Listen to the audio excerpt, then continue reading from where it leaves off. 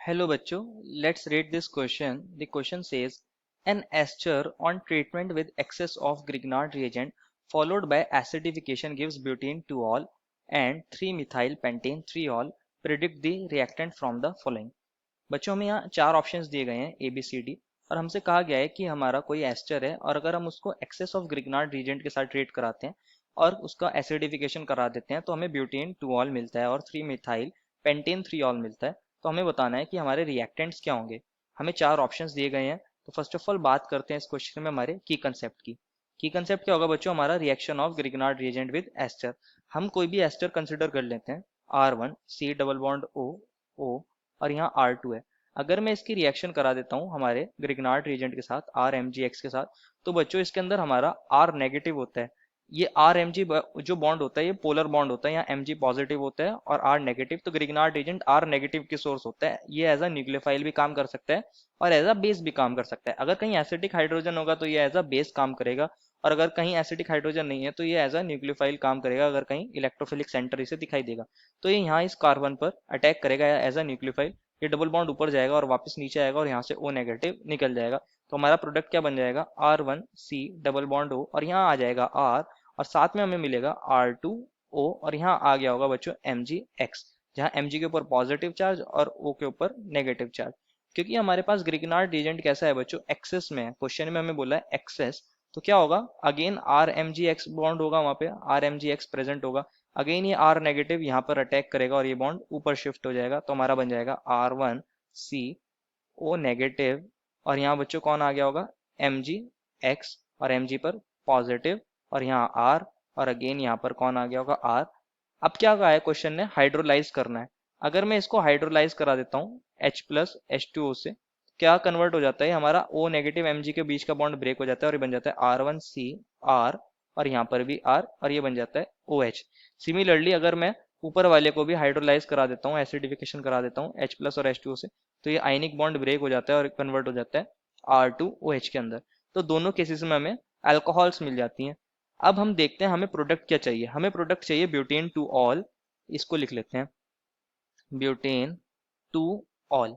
इसका मतलब क्या होगा? हमारे पास चार कार्बन है और यहाँ 2 पोजीशन पर OH ग्रुप है, ये CH3 है, यहाँ हाइड्रोजन है, यहाँ हमारे पास 2 हाइड्रोजन है और यहाँ हमारे पास 3 हाइड्रोजन है।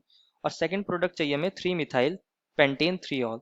तो इसको भी देख लेते हैं 3-मिथाइल पेंटेन 3-ऑल। इसको भी देख लेते हैं। इसका मतलब क्या है बच्चों? हमारे पास टोटल 5 कार्बन है और यहाँ थर्ड पोजीशन पर CH3 ग्रुप है और थर्ड ही पोजीशन पर OH ग्रुप है और यहाँ हमारे पास H2 होगा और ये H3 होगा। सिमिलरली यहाँ पर H2 होगा और ये H3 होगा। ये हमारे कौन है बच्चों? ये हमारे प्रोडक्ट हैं। हमें ये प्रोडक्ट्स चाहिए।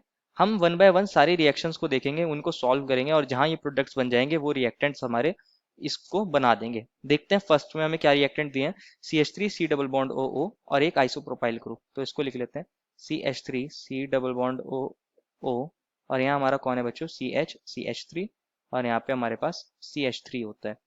और इसको रिएक्ट किससे करा रहे थे बच्चों? इसको रिएक्ट करा रहे थे हम C2H5 MgBr के साथ, C2H5 MgBr के साथ और ये एक्सेस में है। एक्सेस में बच्चों आपने अगर ध्यान दिया हो, हमने अभी रिएक्शन पढ़ी है, हमारे पास एस्टर में जो कार्बोनाइल कार्बन से R1 जो जुड़ा था, ये वाला R1, ये हमारा C डबल बॉन्ड O से अटैच था। C डबल बॉन्ड O से अटैच था। तो लास्ट प्रोडक्ट के अंदर क्या हो रहा है? हमारे दो R ग्रुप आ रहे हैं और एक टर्शियरी अल्कोहल बनना है और ये R कहाँ से आ रहे हैं बच्चों? ग्रिग्नार्ड रिएजेंट से आ रहे हैं। तो हम इसके अंदर भी डायरेक्ट प्रोडक्ट बना सकते हैं। हमारे प्रोडक्ट के अंदर, फाइनल प्रोडक्ट के अंदर ये वाला ग्रुप होगा एक और दो उस पर C2H5 ग्रुप आ गए होंगे और हमारा एक टर्शियरी अल्कोहल बनना होगी। तो ये हमारा एक प्रोडक्ट तो बन जाएगा ये OH और यहाँ पे CH2 CH3 लिख सकता हूँ इथाइल ग्रुप को, CH2 CH3 लिख सकता हूँ। और सेकंड प्रोडक्ट क्या बन रहा था बच्चों? हमारा R2OH, दैट इज जो ये वाला R था हमारा R2 ग्रुप जो O से अटैच था, उसके साथ एक अल्कोहल बन रहा था। तो इसको भी देख लेते हैं।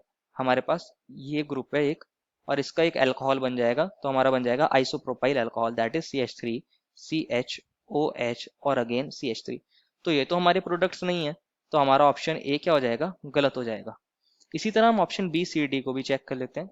बी में हमें रिएक्टेंट्स दिए हैं बच्चों C2H5CH और C2H5। इसको देखते हैं C2H5 और यहाँ हमारा CH है और अगेन यहाँ C2H5 है और यहाँ C डबल बॉन्ड OO और फिर अगेन CH2CH3 है, C डबल बॉन्ड OO और CH2CH3 है और इसकी रिएक्शन इस बार कराई गई है CH3MgBr के साथ, CH3MgBr के साथ, और ये भी बच्चों कैसा है, एक्सेस में है।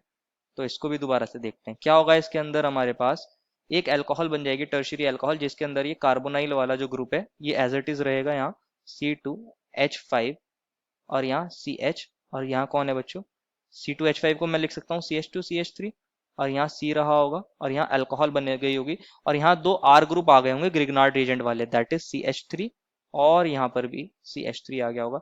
तो ये हमारे प्रोडक्ट में मैच ही नहीं कर रहा। सेकंड प्रोडक्ट भी देख लेते हैं, इसमें क्या बनता है। एक ये वाली अल्कोहल बन जाती है दूसरे R2 से, तो एक बन जाएगा CH3CH2OH, तो ये हमारे प्रोडक्ट नहीं है, तो हमारा ये ऑप्शन भी गलत हो जाएगा। बात करते हैं ऑप्शन नंबर सी की। ऑप्शन सी में हमें क्या दिया है, CH3 C double bond O और एक हमें ब्यूटाइल ग्रुप दिया है, सेकेंडरी ब्यूटाइल ग्रुप, तो इसको दोबारा से देख लेते हैं।